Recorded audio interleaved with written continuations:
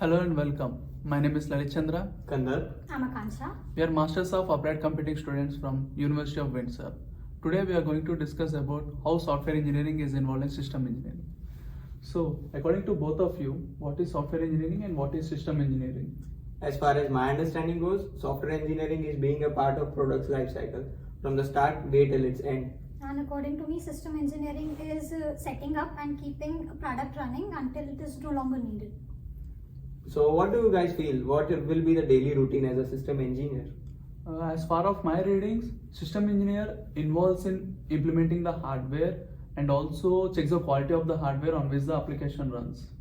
Even they will be doing testing of the application deployed and checking that is it well optimized, and even they will be making sure that the servers don't crash.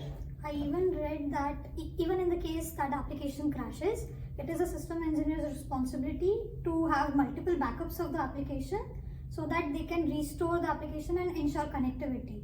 And once the product is no longer needed by the market, it is their responsibility to decommission it. What are the roles and responsibilities of a software engineer then? As per my readings, software engineer is someone who is involved in each and every aspect of product's life cycle, from compiling the data, designing, implementing, and deploying it. Yeah. As they are also responsible for designing the methodologies on which they converts the idea of the project to the reality. Yeah, I had a question.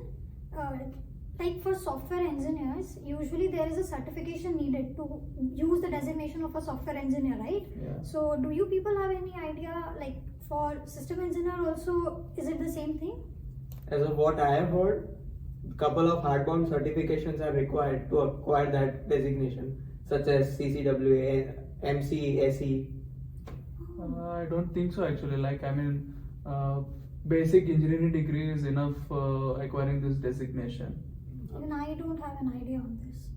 I think it will be better if we can contact an industry professional to get this detail, right? But Yeah. Okay, I know this thing.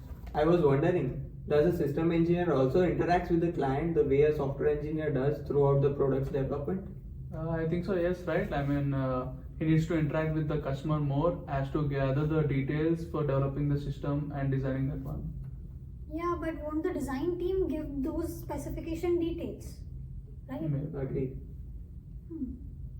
And then another thing we have to discuss.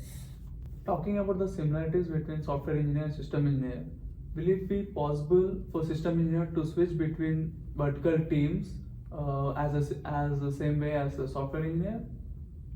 I feel like a system engineer has very limited participation in the product's development cycle, right? So they might not have as much knowledge about other departments as required to switch teams. Yeah. But according to me, system engineer is involved in each and every aspect with the other department throughout the development of the product. So he might be having a brief knowledge about the other department as well. But I'm not sure. Okay, we can add this to ask for a professional then. Okay. I think we have some questions that are best suited for an industry professional.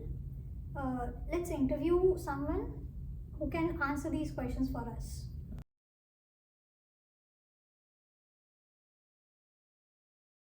We had a lot of assumptions regarding system engineering. To clear it off, we had interviewed a couple of industrial personalities, Samir and Krish, who have been working for TCS Canada for more than 8 years as a system engineer. Based on our understanding of system engineering, we learned that it is derived from software engineering. And this notion was proven true after the interview, where they gave us a lot of examples of their day-to-day activities, where they are following the processes of software engineering. Let's have a look at those examples. Getting that some requirement from requirement from clients or like managers, so we need to analyze how relevant it is to put on our system and how it will go on. So that requirement analysis is also part of our responsibilities. Testing teams are there. Okay, so if they are working on some testing, And if you are facing any issue, that time they are coming to us for the solve or fixing the issue. We work on the troubleshooting and provide the solution for the fix. Based on the readings that we have gone through, we believe that system engineers work only on the maintaining the hardware.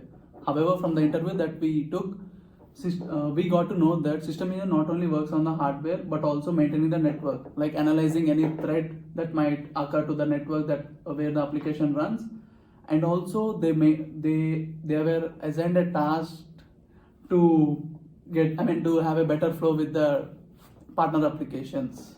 We were wondering what qualifications are required to become a system engineer. Are there any hardbound certifications required to gain this designation, as is the same case for software engineer? From the interview, we cleared it and got the insight that what background is needed to become a system engineer. Let's have a look at the clip.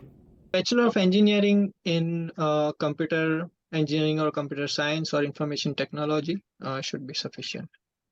Moving on, it's a known fact that software engineers are able to switch their domains very easily from a business analyst to a developer to a tester because they are well versed with all of these domain processes. We were wondering if the same can be said for system engineers as well. Through the interview, we came to know that as software engineers, system engineers are not participating in the day-to-day business decisions or any of the development processes. So it is difficult for them to switch to a business analyst or a developer role. However, they can easily switch to a tester or a production support or a non-production support role because they are well versed with all the processes that are followed in these roles. We also had a notion that software engineers only interact with the clients. However, from the interview that we have gone through, we got a clarity that not only software engineers but also system engineers interact with the clients on a regular basis, like reconfirming the health of the system and performance of the system, and also explaining any further plans for the future development of the product. After the discussion with these professionals, we came to know about their daily routines and their responsibilities as a system engineer. Samir and Krish gave excellent advice for any aspiring system engineer. Let's have a look at that clip. Encouraging or craving to learn new technologies. That is also one important aspect as by my opinion, because nowadays world is changing rapidly. So overnight, a lot of companies are adopting like new technologies. So if you are not running behind them, then you will be left behind, far away. Okay, so you have to learn new technologies. Continuous learning is very important thing to make you up to the market as per the market standard. In my opinion, one should never forget or ignore the basics of computer engineering, but also keep the tabs on latest technologies, infrastructure, and industry-driven roles we can fit into. So, before we break off, what did we learn today? System engineering is an extension of software engineering. Thus, it implements a lot of principles of software engineering, analyzing the requirements, defining the steps to create it, and implementing those requirements. This would not have been possible without the support of Krishnendu and Samir. We are very grateful to them as they took out time to give us this interview. Thank you. We are also very thankful to Dr. Yakub to assign us this project which made learning so fun. Thank you. Thank you.